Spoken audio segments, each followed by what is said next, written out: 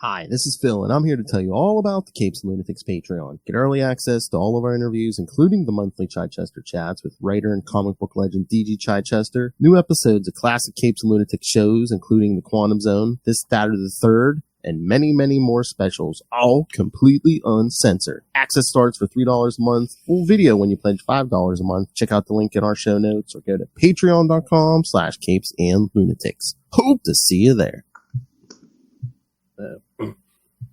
This is Jam DeMatteis, and you are listening to the Capes and Lunatics podcast. In brightest day, in blackest nights, no evil shall escape my sight, but those who worship evil's might. Beware my power. Green Lantern's light. Hello, and welcome back to Sector 2814, the Green Lantern podcast. I am Phil. Joining me, as always, master of all the cores, and seems to have an extra spring in his step this episode. It is. I'm Will. Hey, everyone. That's right, kids. We're going to cover the non-New 52 story, Green Lantern Willworld. Woo-hoo! Wait, did you say not New 52? Not New 52. Yeah.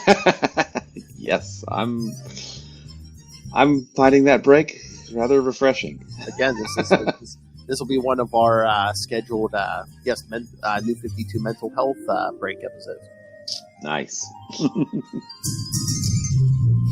I almost feel like one of those ads, you see from law firms. Were you affected by the New 52 at any point in your life? Call 1-800 in Eden. Oh my God! Oh, kids, 614-382-2737. Send me your fictional or non-fictional horror stories. The New 52 cost me my marriage.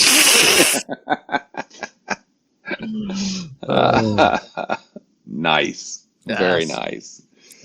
So what's going on, man? Well, I'm trying to remember if we have any Lantern news. Yeah, we haven't heard anything on the show for a while. Yeah. Well, again, I'm sure we're going to see. Probably see Guy Gardner in the Superman movie before we see that TV show, right? So. Oh yeah, definitely. I mean, Superman movies June or July? July. Yes. Superman and Fantastic Four both come out in July. So that trailer, man, that was the big Galactic The thing. Yeah. That was super spot on. I mean, awesome. I know. Just the whole, the family thing and Herbie. God. Had freaking Herbie. I know. God. Oh, I did see Captain America. I did see Captain America: Brave New World. What'd you think of it? I haven't seen it yet. I liked it. Like I said, it's not probably not top 5 for me, but it's definitely not bottom of the MCU list. Eternals, Thor: The Dark World. Wow, I like Dark World, man. I did. Yeah. Oh, you're the guy. Okay. I'm the guy. No, I mean it was good. I mean, I think that they did some edits. They cut it down. It's an hour and 58 minutes. Oh, okay. Yeah. Cool. Because they cut out a lot of stuff. Because really, I think they were supposed to have a couple Serpent Society members. Which again, I know you're a fan of Mark Grunwald's Captain America, like I am. But now you just basically get Giancarlo Esposito as Sidewinder. So. Cool. Actually, there was yesterday. There was a giant thread on Blue Sky where what I can't remember the poster. I'll have to see if I can find it and forward it to you. Where he just kind of went through Grunwald's career, talking Quasar, talking Captain America, the Marvel handbooks. I mean, that's stuff near and dear to our heart, right? Oh yeah, definitely. That's the other thing. I did like 2 interviews recently, one with Gregory Ray, the other one with Marcus McLaren, who both worked with Mark Grunwald. So cool. Check out some upcoming Capes Lunatics episodes. Yeah, got a nice. Again, anyone I talk to says what a great guy he was, and when I was talking to Marcus McLaren, he was telling me like Grunwald would I don't know if he had I don't know if there were classes or seminars, he would take people, he was the editor for and stuff, and I don't know if they were yearly summits or how often he did them, but just sit in a classroom, talking, writing and stuff with people. I'm like, tell me there's video of that somewhere. I would sit. I wish. Yeah, I don't think there was, but I was like, oh man, Yep. He's a great guy, great sense of humor. Knew his comic stuff, and again, it's the sign of like a great boss in general. He's like, instead, some people would just, sorry, tell you get this done. Sorry, kids, choking on my own spit. But yeah, he would say, he said, some people are just like, get this job done. He says, you work for Mark Grunwald, you learn stuff. He would teach you stuff about writing and. Nice. Yeah. Yeah, it was Comrade Bulsky. Just did this really great. Let's see. He was born in 1953. He died. He was like 43 years old, I think, when he died. Grunwald. Yeah. I remember seeing that somewhere. I was like, damn, I'm older than Mark Grunwald was when he passed. Oh, exactly. Yeah. But yeah, it's I'll send you this link. It is let me see if I can copy link post. There we go.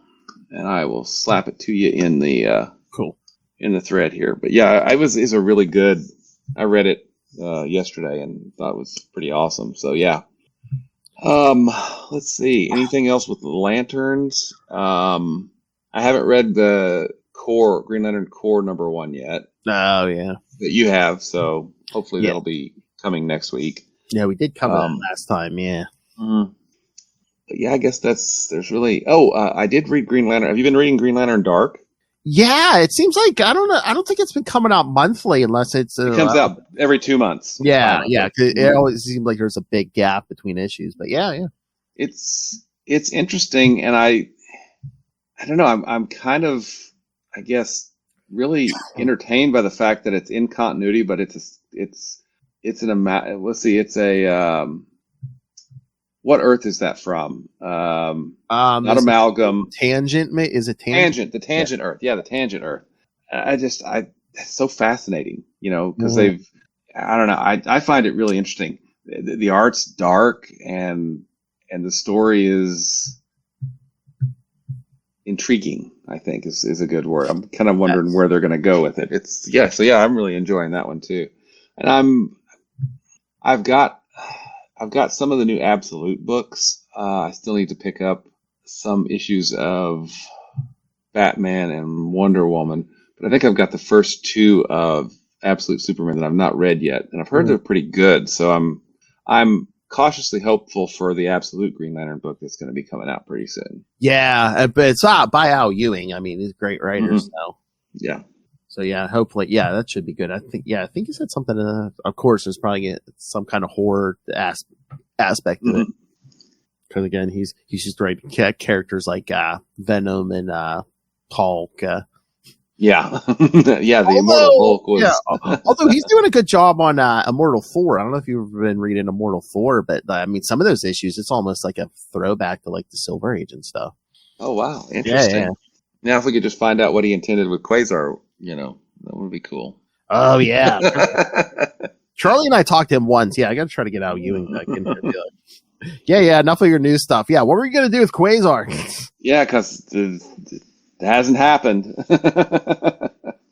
Either one. I know they changed such a radical status quo shift, and then it's like nothing. Yeah, indeed. How are they switching? How they're switching? Exactly. How's that working? What's going on? We need Quasar in the MCU. Yeah. I think Sentry's going to show up in the Thunderbolts movie. I think he's actually going to. I think he's been confirmed. But I think from the trailers, it almost looks like he might go crazy, and they might have to fight Sentry. I'm like, we're going to get Sentry before Quasar, really? Man, with all due respect to the creators of Sentry, it just seemed like such a really bad idea. We're going to retcon this character into the Silver Age, and then wipe everybody's reality. It was just so. It's like they wanted to like retcon a Superman into the MCU, into the Marvel universe, but then people just started tacking stuff onto him, like, he's his own worst because the void or whatever. Yeah, I mean, I don't know. I was like, hey, this is what was Jay Lee was maybe on the art, and the writer, who was the writer? British writer. He's done a lot of really good work, and I'm like, yeah, this is going to be great, but it wasn't. Yeah. Unfortunately. Well, again, I think once they started going down the Dark Avengers route, it was just like, okay. Yeah. So yeah, I mean, it just a character. I mean, when you get right down to it, a Superman character doesn't really kind of work in the Marvel universe. And I think we got a lot. I mean, I think Kurt Busiek explored that a lot in the Avengers JLA crossover. Why the Marvel universe and Marvel Earth is different than the DC universe and DC Earth. I mean, it's not just the characters. It's the tone, it's the environment, it's all that stuff. And well, I that's don't know. yeah. Well, I mean, it works the other way too. It's like DC really can like get like a good take on the Hulk. So yeah. I mean, it's just they work where they work, and for me, this century. I mean, and hey, if it works for you, great. But for me, it did not work at all. Oh, hey, Paul Jenkins. Yeah, he's a great writer. Mm-hmm. I think this was a rare miss for him. Wow, that went off topic. I know. Hey, enjoying Marvel talk here, kids? Yeah. All right. So we get we've got this to talk about. I don't have a synopsis, so yeah, Will, if you want to.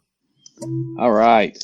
Yeah, this is all about me. It's Willworld. Yeah, I knew that joke. I knew that joke was coming. I knew it from the moment I woke up this morning. I knew that joke was coming. I had to get to it before you did. Okay, I mean, I know. Captain Dad jokes, right here. Get them all. Oh my God! I almost got. I had to stop my own murders today. Yeah, I was teaching Luca about Yo Mama jokes. Oh. So then he tried telling one. He's like, yeah, Mom is so dumb. I'm like, don't you say that. I'm like, you're going to get me murdered. My favorite are the Yo Mama jokes from the Star Wars episode of, what's the crap? They animate the dolls. Robot Chicken. Is that it? Robot Chicken. Yes. The Star Wars episode of Robot Chicken. That's no moon. That's your mama. No. No, I was just teaching them the classics, like your mama's so dumb she had to study for a urine test. Nice. Oh. All right. So all right. I was gonna say I can do the credit. I got the cover. Well, they must have reprinted this somewhere because. Yeah, I think it came out like this on the app. This is how it was on the app. But yeah, they must have. Yeah, they reprinted it in 2011 as an Elseworlds softcover, I believe. The hardcover came out in 2001, and it's actually a nice looking little book here. You can see on the front, it's got that little. Oh yeah, it's got some heads. Which is strange. Which is a theme, kids. Which is a theme, very much a theme, yes. But yeah, so go ahead and hit the credits, and then we can kind of talk basic plots for a minute, and then we can start diving into it if you want. Yeah. Green Lantern Willworld, cover date July 2001. Writer, of course, friend of the show, J.M. DeMatteis, who you heard at the beginning of this episode. Penciler and inker, Seth Fisher. Colorist, Chris Chukri. Letterer, Tom Orzowski. And editor, Joey Cavalieri. Cool. Yes. So, yeah, it's interesting. Yeah, this one opens up basically, Hal on something that looks like a horse, but like, where am I? Who am I? Where am I?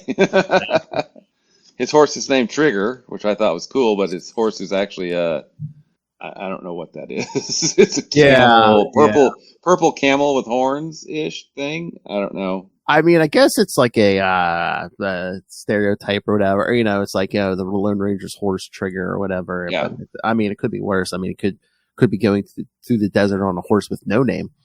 That's true. But yeah, they're going. He's talking to Trigger. Yes. And then Trigger gets hit by this guy who's pedaling a bicycle thing. And this first thing, broke both his legs. Well, only one thing to do: put him out of his misery. Boom. Oh, and then the little trigger hops out. You're feeling better now, aren't you? Whoa, that was weird. That was weird.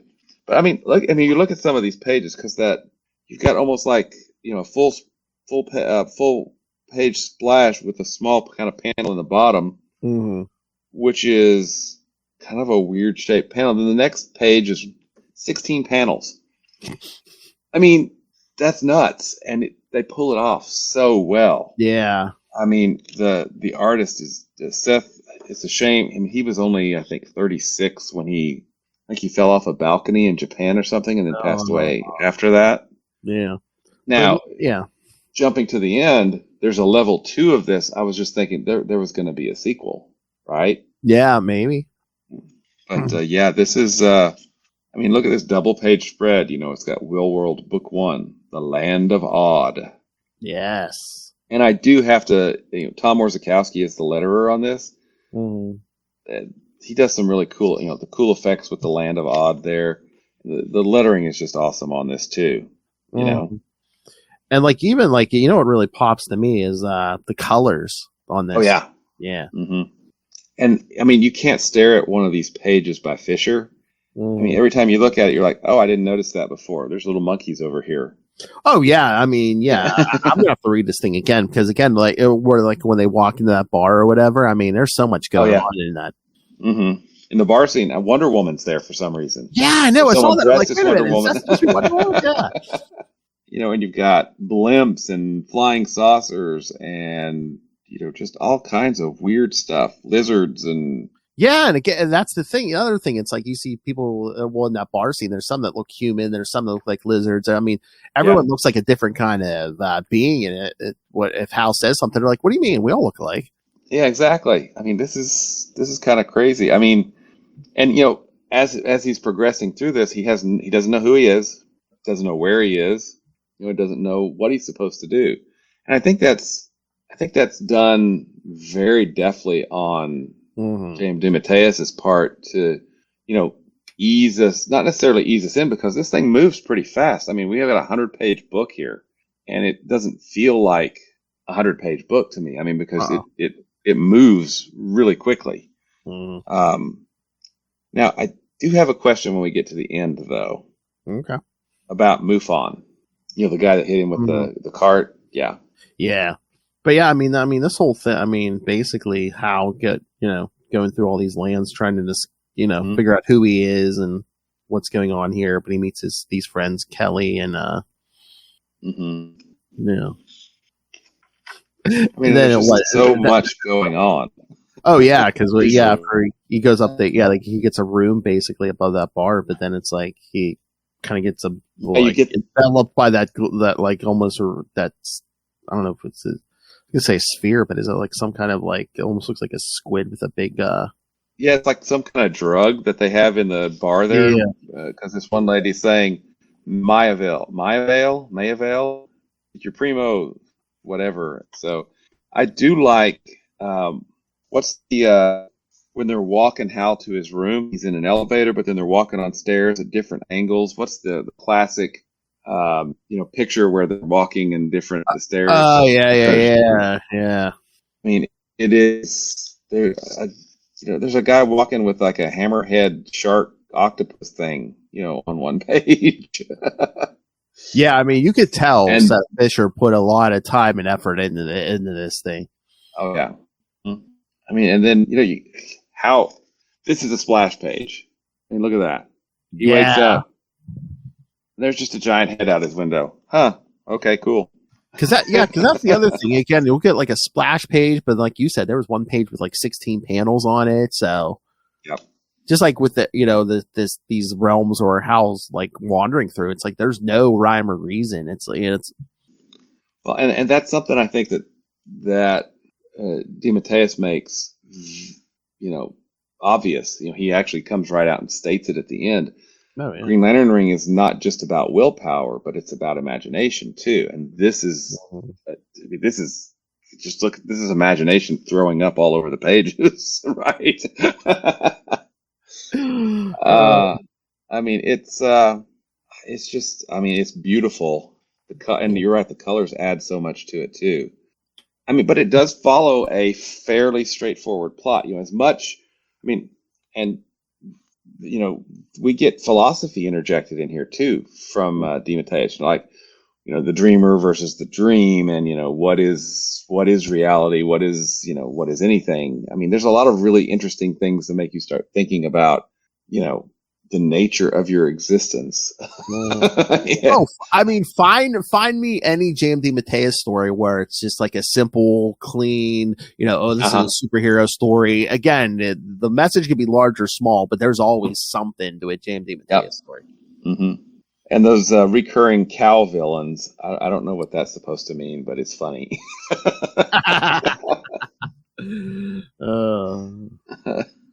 Yeah, did they ever give? Yeah, I forget. Did they have names or anything? Or no, I don't know. They were making that ballerina dance really fast in the first time. Yeah. They get changed, and then they meet in the restaurant here. So yeah, I don't know. Yeah, it seems like they're making people dance or trying to chase them off. So I guess we could call them the movers. Nice. Okay.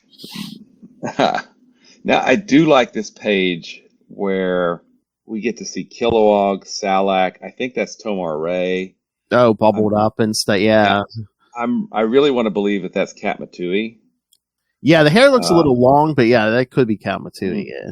And I don't know the other three, but I thought that was cool. And then suddenly there's a plane and he has goggles on, and of course he flies. And at every kind of little segment here, he's getting more of himself back. Right? Yes. Yeah, but then when he tries to flap the lanterns, he kind of gets pushed smacked back down. Yeah. But yeah, when he comes down, the whole part where he's like, that crash should have killed me just like it killed, and he's like, my father. Yeah, exactly. But then they're gonna him and his friends are gonna break into the headquarters of the headquarters. They're all big floating heads. Yes. And you have a cricket who is a like old school 40s crooner, right?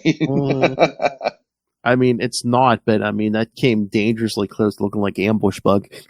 Kind of did, yes. And then I do like the bodyguard, the extremely rude bodyguard.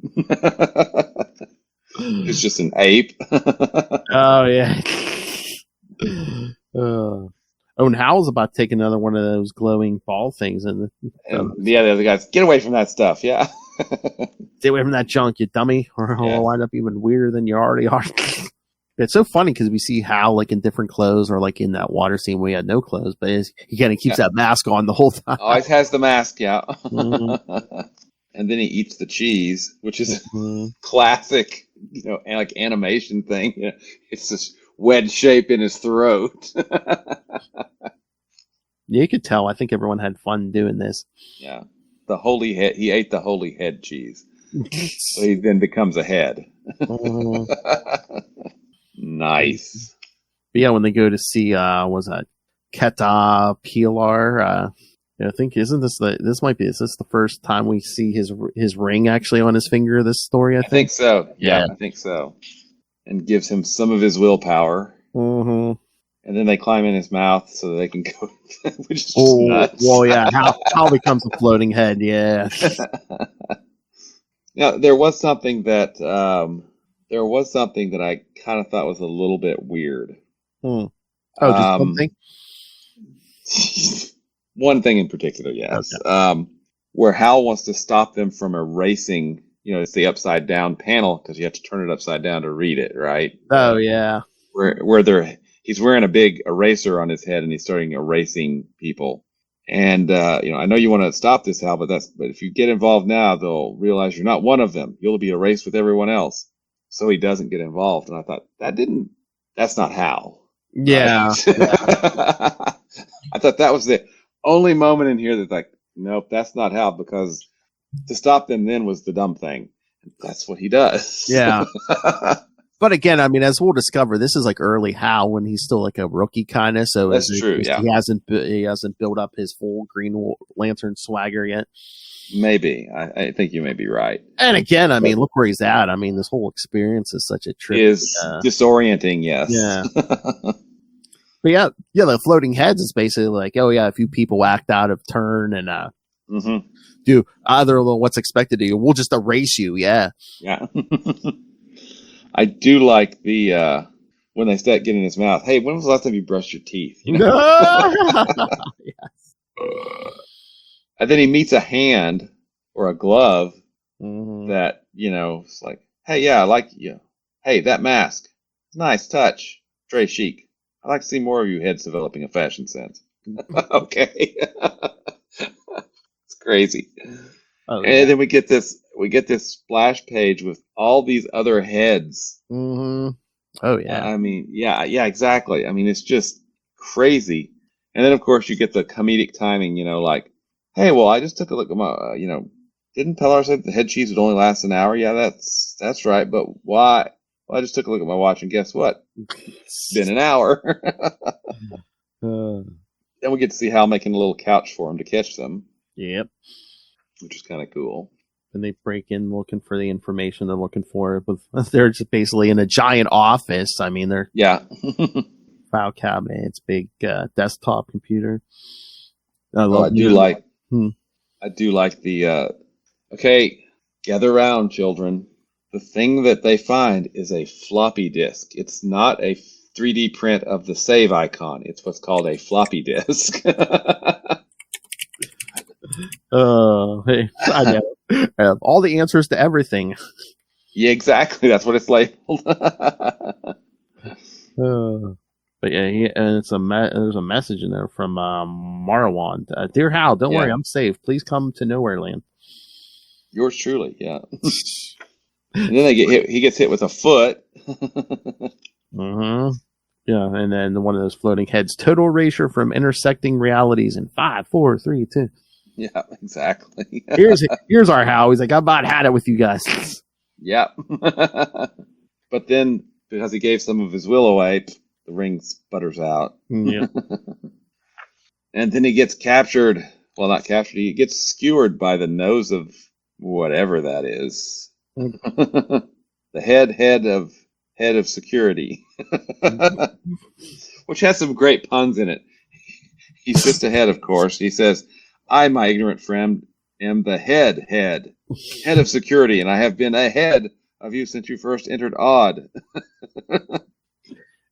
You know what? I'm thinking this might be again, we might have to come back to this issue for some episode, because just try to get JMD Mateus on here and be like, please explain this to us. Some of this stuff. Let's talk about this, because it's got some pretty wild stuff in it. I mean, that page, you know, that full page splash, you know, which has the eliminated lettered, you know, in huge letters. Yeah, and it like stabs him with its nose, kind of. Yeah. I mean, that's pretty cool. And then we get, you know, hey, I'm dead, but no, wait, I'm not. I think I can at the end of the page. And I thought the rings here were kind of cool, you know? Mm-hmm. Oh, yeah. Yeah, because they actually look like regular rings, because it's almost like it's all green still, but it's almost like they have the gemstone on top of it or something. Yeah. Mm-hmm. Yeah. And then he, of course, wakes up and he's getting ready to be reprogrammed. Mm-hmm. And then I didn't notice it on the first read through, but you see the little Eggmen that are going to attack him in a minute, but you see them on this double page splash. Yeah. Which I was like, okay, cool. And then he makes a paper airplane and they fly it. Yeah, because he breaks out, but yeah, and then he frees his friends. Yeah, and they no, he doesn't free his friends. He comes with the little angel. Yeah. At the moment, their conviction that they're dead is stronger than your conviction that you can save them. Best thing we can do is what Marwan said in the note: head for Nowhere Land. Which they do, and the paper airplane kind of dissolves after a while. Mm-hmm. Well, luckily, there's Trigger again. Yeah, Trigger's in his. Yeah, and then Trigger grows, and boom, this page. Yeah, there's more than 16 panels on this page, kids. there's like 1, 2, 3, 4, 5 like decent sized panels, but yeah, then there's a bunch of little ones. 38 panels on a page, dude. That is insane. Mm-hmm. And the majority of them are like the size of a postage stamp. Exactly. Yeah. Yeah. But they work Mm-hmm. because all of that shows time passing. And, she says, yeah, well, no, we've been traveling for weeks. We have. I mean, yeah, that is just an awesome page. But then when they're going through the desert, Hal sees water, thinks, well, it might be a mirage, but if there's even a chance that it's water, then he gets pulled in. And his voice basically says, I warned you not to look beneath the mask of reality. Yeah, you're right. He keeps, coming back to that, but you'll notice now he's wearing, looks like his bomber jacket, right? Yep. Yep. And then we get this will consume you is his ring. He's growing out of his ring, which is a really kind of wild. as he's saying the oath, yeah. Yeah. Uh-huh. And he jumps out of the water and he's back in his costume. Yep. Finally. Yep. And he lands back in the desert. Because he's like, you get giant fish springing up out of the desert. I don't understand that. I mean, it looks cool, but I totally don't get what it means. But okay, I don't know. But then there's like I don't know if it's all panel or two, but yeah, you kind of see Hal like in a book, and he's like, "Wait a minute, I know this book. I used to read it over and over when I was a little boy, but that can't be right." And then we get we see the Guardians, kind of immaterial, but not immaterial, which is interesting. Yeah, kind of. And they looked at, maybe just the artist interpretation, but it looked like they're hot off the cover of Sgt. Pepper's. Yeah, exactly. And then he dives back in and he sees entire universes, which we get explained at the end, which is good, Yep. They seem so small, or is it just that I'm so big? But yeah, but it basically couldn't tell himself, I'm real, I know I'm real. Yeah. But then he sees himself in a bubble. Yeah. What if he's the real me? What if neither of us is? What if we both are? Exactly. Then he goes back home. His childhood home, yeah. Yeah. Then he hears a voice calling him upstairs, and look, it's a version of Kelly in Willworld. Yeah. Yeah, basically Kelly was his babysitter, and he sees a child version of himself. The armies of the whirlwind will absorb all light and life, all time and dreams. All of these, they look like Zoidberg from Futurama. But then you see a lot of different characters, coming after them. Mm-hmm. I love when he gets knocked over. Can I say something? What? Ow. Yeah.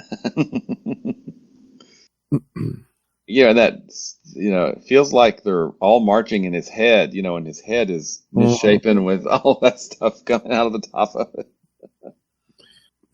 He says the child version of himself, I know, no, you're the key. I know you better than I know myself. Wait, you are me. It's like, you know me, I'm Merwan, crown prince of the magical land of Odd. He's like, wait a minute, I remember. Mm-hmm. Yeah, I was like, what was his favorite book? And I'd spend hours pretending to be him. And Kelly was my babysitter. I had a terrible crush on her. What a shock. Yeah, I know. That's shocking. So yeah, then he's talking to his friends, like, how'd you escape? But yeah, then he's remembering all this stuff from when he was a kid with Kelly. Then the giant bugs show up. Yeah, then the giant bugs show up. But then his friends are like, they're going to destroy everything. What are you going to do, Hal? And he's even like, how can one man stop all that? Mm-hmm. Then we get those 16 panels with like him in the ring and stuff again. Yes, yep. Those. And when he finally remembers that he's Green Lantern. Boom. Yes. And this all began as a test on Oa. Yes. Now, I will say that there's two things that I don't really like. One, that they were using the central power battery as a test. Right. I feel like that would be done. I mean, thematically, I know it makes sense, but it was a big deal when someone went in the central power battery. Yeah, yeah. And I mean, I guess maybe you need the power to form these worlds or whatever. Yeah. But I guess the other thing is I really don't like the design of that central power battery. Really don't. Yeah. I mean, it looks different. Like I said, the Guardians outfits look way different. Yeah. It has kind of a steampunk aesthetic to it, I think. Mm-hmm. Yeah. But we basically see, like, this is a test, I guess, all Green Lanterns go through. Mm-hmm. And hey, if you survive, you get to be a Green Lantern. If not, oh well. I know. That's what got me. I was like, okay, so the initiation test is, okay, try to build imagine your own little universe, and there's a bunch of them floating in the battery. But, well, I guess if you fail, we need a new Green Lantern. I'm like, oh, wow. Send the ring out. I mean, I understand you want your Green Lanterns to have, like, very powerful imaginations, but I'm just like, okay, yeah. I think that the penalty for failing is kind of steep. It is. And then we get, there's not a lot of, Ron Mars called Green Lantern, a special effects book, right? Mm. There's not a lot. I mean, the imagery is just weird, but there's not a lot of Hal doing Green Lantern-y stuff, right? Making constructs and things like that. But then it's not really supposed to be that kind of book, ultimately. I think if you want to boil it down to its simplest thing, it's like, this is teaching Green Lanterns to think outside the box. Mm-hmm. Yep, and I've passed the test. I command the dream, and Trigger gets wings, by the way. Yes. So, and he does wear a knight's outfit, for jousting, which I think is kind of cool. But, ultimately he has to, it says, you created us from your heart. Yes, my most cherished dreams and memories from a little boy's faith in magic and a grown man's belief in heroes. I love this place, these people, and that love is the miracle of Willworld. Boom, he jumps into his raging unconscious, and it gets a psycha boom. Yes. And he emerges. He emerges from the battery, to clapping and some woohoos. And I like this because Sinestro's there. This is before. Oh yeah, this is very early in Hal's career here. Yeah. But this characterization of Sinestro fits so well with how Jeff Johns was going to, characterize him, post Rebirth. At least I think it does. Mm-hmm.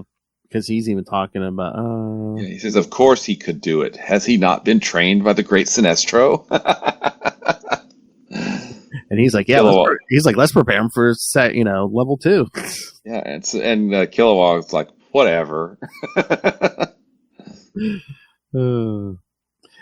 But yeah, when Hal asked, so what about the Lanterns that never made it out? And that female one's like, don't even ask. Yeah. Perhaps we should begin preparing Jordan for the second level.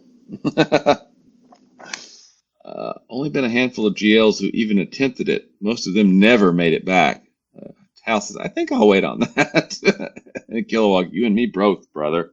Well, yeah, because it's like when the initiate must balance the combined realities of every lantern that has ever entered the battery. Yeah.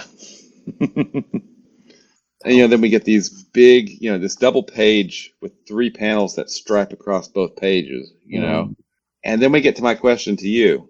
Yes. What does that last page mean? Well, didn't he even made a mention. Yeah. He made a mention earlier that said, I created all these characters, but not Mufon. Yeah, I don't know if he was a independent thing, but wasn't something said in this story somewhere about where it's like, yeah, I dreamed of these characters. Is reality basically just we're all dreaming each other up or something? So yeah, mm-hmm. Is it basically like, oh, well, maybe I created him, but maybe he's creating me or watching me, or yeah, it's. I do like the endings, and the fact of the matter is, there's really no such thing as the end. Yes, but yeah, especially for that ending. Yeah, we gotta get Jamie Mateus back in here. Yeah, I mean, this was I think really. I mean, it has a lot of sight gags. It's fun. and in places it's funny, but I mean, it's also talking, I think, about some really deep philosophical truths, because James DeMatteis, I think, I mean, you and I have both read the Spectre Volume 4, and we love it because of everything that was brought in. But that's, I think, a hallmark of his work is bringing such diverse influences into comics, and then, in philosophy and everything, just to make it work. So, you know how you could have made this story even trippier? We kind of play the issue pretty much as we did, but instead of him coming out, to the other Lanterns, he's like, "Oh wait, I'm not Green Lantern anymore. I'm the Spectre." Oh, yeah. Oops. I mean, how trippy could you have gotten if this was a Spectre story? Yeah. Well, and he, from what I understand, this came out while the Spectre Volume 4 was running. So, he was writing Hal at the time as the Spectre, which is interesting because we got some really good stories with Hal between Emerald Twilight and, Rebirth. Mm-hmm. We got Darwin Cook's, what was that? New Frontier. New Frontier, yeah, Justice League New Frontier. We got books like this. I mean, it's. Oh, yeah, you're getting flashback stories and stuff, and again, I just wonder, were they always kind of testing the waters every so often to be like, I don't know. I think it probably was a little hedging of bets. I mean, but when you get right down to it, Kyle was a runaway success. Yeah, and I think we've talked about this. It's been many, many moons ago, but until Emerald, I'm going to say post Emerald Twilight. Okay. Until post Emerald Twilight, where Kyle took over, Green Lantern really didn't feel like a modern book. Yeah. Right? Yeah.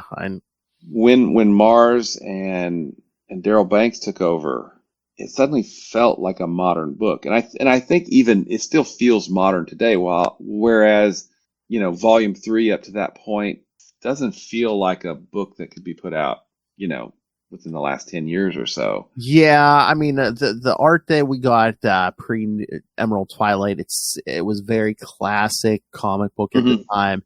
And again, He Who Will Not Be Named was like bringing in like, Silver Age villains and stuff. So of course it feels like a classic. Yeah.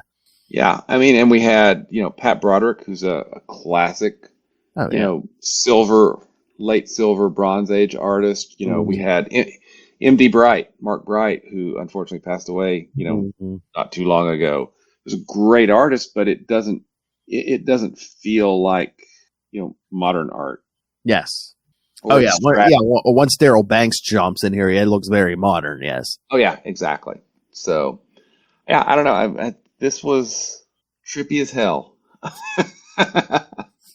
In a good way. Yes, it was very weird, but I mean, again, look at it. It's the opposite of New 52. It was fun. There was like no body count. There was not a lot of body count. No. Well, and there, it's the imagination. It was all reimagined. So yeah, I mean, it has a certain whimsy to it. How about that? Yep. Excellent suggestion by you, Master Phil. Oh, did I suggest that? I thought you did. I think you did. Anyway. No, I think you did. Yeah. No. Well, I'm going to give you I just heard the greatest suggestion ever. Who made it? I did. I thought you were patting yourself on the back. No, this was your suggestion. No, thank you, because I hadn't read this before. Oh, I like you must have suggested the mental health break from New 52. There you go. Yes. Thank you for that suggestion, because I think we both needed it. Like I said, every so often, maybe like once every 3 months or so, maybe we'll do this. Yeah. Yeah, we've got. You know what? We have to do Hard Traveling Heroes, because Lilith even asked me, or she like, "Are you guys still doing that?" I said, "Yeah." I said, "We don't have it pinned down yet, but yeah," because I think she wants to join us for Hard Traveling Heroes whenever we do that. And there it is, right there. I need to read it. I mean, okay. First off, I've read Hard Traveling Heroes, of course, but I've not read the Flash backups. Oh yeah. It was O'Neill and Adams doing the first few of those backups, and then it was O'Neill and I can't remember the artist. I'll have to look. I haven't read them yet, so I don't know who it is. But what you need, and I bet you between you and your boys, you could probably whip something up. You need a little sign on this bookcase somewhere back there that says the Library of Oa or something. Yeah. Yeah. I'll get to Mike to work on Oh, no. No, instead of the Book of Oa, the bookcase of Oa. Bookcase of Oa. The bookcase of Oa. All right, I'll see what I can do. Yeah, this was a very, I think, much needed break from New 52. And, Yes. Perhaps it heartens us a little for the long road of New 52 that we still have to go. Yes. Like I said, we'll do more like this every so often. So, we coming up soon, we've got the Godhead crossover. And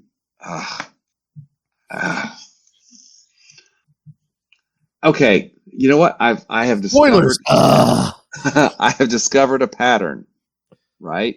Yes. Anytime the new gods interact with Green Lantern, it's bad. And it goes all the way back to Cosmic Odyssey. Yes. Yes. So almost 40 years worth of whenever the new gods mess with the Green Lantern, it's bad for Green Lantern. I feel like New Gods and like the Eternals over at Marvel, it's kind of like they need to almost stay in their own little corner. I think that's, again, I'm not a big fan of either, but I think they're better when they stick to their own little corners. Once you start adding stuff from the larger either DC or Marvel universe, it kind of, it's not good for them. It's not good for who they're interacting with. I'll be honest. I'm sure that the new Fourth World book by Ram V is probably great, but those characters don't have any interest for me. I haven't been. I don't get them. I haven't been able to pull a trigger on that either. I think Lilith. I think she read at least the first issue and she said it was good. So, but yeah, and I don't doubt it's good. It's just those characters. Mm-hmm. And that's totally on me. I get it. I just don't. They don't resonate with me. Yeah. I know a lot of people who love them because Kirby, they were there when Kirby was creating them, right? Or they've read the Kirby stuff and that really resonated with them. But don't get me wrong, and I don't mean any disrespect. A lot of what Kirby did, I understand why it's important, but it doesn't get me viscerally, right? So I mean, I get why it's good, but it's not necessarily what I prefer, I guess. So I guess I just said that I prefer bad stuff. I don't know. Did I just say that? Yeah, I mean, again, I don't get it either, but is it maybe even just like Kirby came up with such a high up concept where it's like other writers really can't get it fully, maybe? Or that's possible. I mean, I really... But and this is on me because by the time I was first exposed to Kirby, it was like when he was drawing, the superpower stuff. Yeah. And his style was so, to my young eyes, unappealing that I'm just like, no, I don't want to read that. Let's go get me some Avengers by John Buscema and Tom Palmer. Well, yeah, I mean, there's certain like art styles you see, and the minute you see it, it's almost visceral. Like you see Kirby, you're thinking 60s and 70s. Like I know when we're on Electric Mullet, when we're doing the 90s Superman stuff, every so often they might have Kurt Swan do something, and I'm just like, yeah, Kurt Swan's style is good, but when I look at it, all I think is Silver Age. Exactly, and looking at Mike Mignola, I'll be honest, when I first saw his work, I just totally did not get it. Mm-hmm. Like, oh, what is that? But it was only after he was doing Hellboy. I'm like, oh, okay, cool, that works. And then I was able to come to appreciate it better. But it's just we have the New Gods with the God's Head crossover. We had the New Gods in the Thorn volume that everybody seems to like. So. I still think that there are some good things in that volume. Again, my big problem with it was like I come for Green Lantern rings, and a lot of that series, those rings are shut off, or exactly, and everyone's scattered. I'm like, I want to see people, our lanterns interact. And such needless. This was like a reversion to the New 52. Such needless body count. Yeah, especially in the beginning. Yeah. But anyway, that's a whole nother discussion for a whole nother time, right? Yes. Well, Kids, next time we're back to New 52.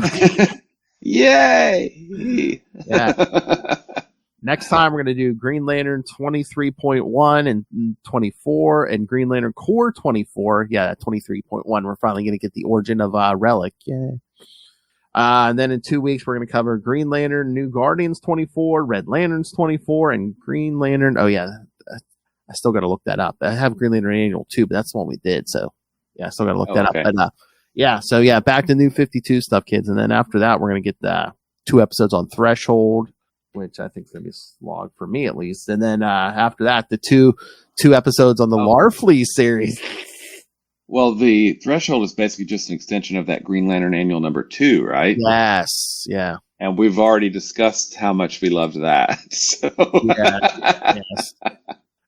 I mean, if we want to, do we want to take Threshold off the schedule? We are nothing if not completists, right? Yeah. If anything's our downfall, yes, we are completists. So, all right. Yeah. So, yeah, kids, send us your thoughts on that. Well, send us your thoughts on Willworld. And no, that is not Will Allred's newsletter. So yeah, send us your thoughts on that, the upcoming stuff. What's your take on Eternals and New Gods? All right, email us, CapesandLunatics@gmail.com, or call the voicemail 614-382-2737. That's 614-38-CAPES. And remember, you can find every Capes and Lunatics episode of every show at CapesLunatics.wordpress.com. Help support us by buying merch at TeePublic or Spring. And again, that crushing galactic force itself, Lilith Hellfire, demands that you rain random money on us through the Cash App link. Make it rain. And of course, the Patreon, where me and Lilith give you something exclusive and uncensored every month. And when you sign up to become a patron, you can suggest topic or request topics for us to discuss, as Justin has done many times. So tell us what to do. Go to patreon.com/CapesandLunatics. More vicious and brutal than ever. All right. Now for this Will Allred, master of the cores, master of the quantum zone, master of podcasting, and master of several successful Kickstarter campaigns. I think another one's coming up here soon, hopefully. Hope so. Oh. All right, Mr. Will Allred, where can they find you and these projects? Well, you can find me at Walred at Gmail, and Blue Sky and Facebook, and probably some other places that I've forgotten about. But if you want to find the books that I write that we launch on Kickstarter, you can check out Crossover Division at crossoverdivision.com. Like Phil said, we've launched 6 successful campaigns, 5 single issues, and then a hardcover that collects the first 4 issues. And you can also, and again, you can check that out at crossoverdivision.com. Also wrote a book called Diary of Night. You can get a collected edition of Diary of Night at diaryofnight.com. And obviously you've got great taste because you're hanging out with Phil and I talking about Green Lantern, which means you probably love Marvel's Quasar nearly as much as we do. And if you'd like to find out more about Quasar, you can do that at the Quantum Zone, quantumzone.org. I'll put it in my navel. And again, you can listen to every episode of the Quantum Zone on our YouTube channel, Capes and Lunatics Podcast Network YouTube channel. It's a whole playlist, over 150 episodes, kids. So yeah, it wasn't like 156, man. It was a bunch, wasn't it? Yeah. And again, most of them were live reads, and most of them featured the two of us and the comedic stylings of Mr. Matt Kona. Mm-hmm. Hey, boys, you look at the party. I love the party. I Oh. hope it's going somewhere nice. They are even attempting to enter our orifices. Yes, Star Blast. Yeah. I, of course, love Hal Jordan. I do. All right, kids. Thanks for joining us again. Back to the old New 52 grind next week. That's right. Oh, speaking of, you need that new 52 drop. You see, it could go, New 52. You go, crap, New 52. New 52, it won't end. It just keeps going.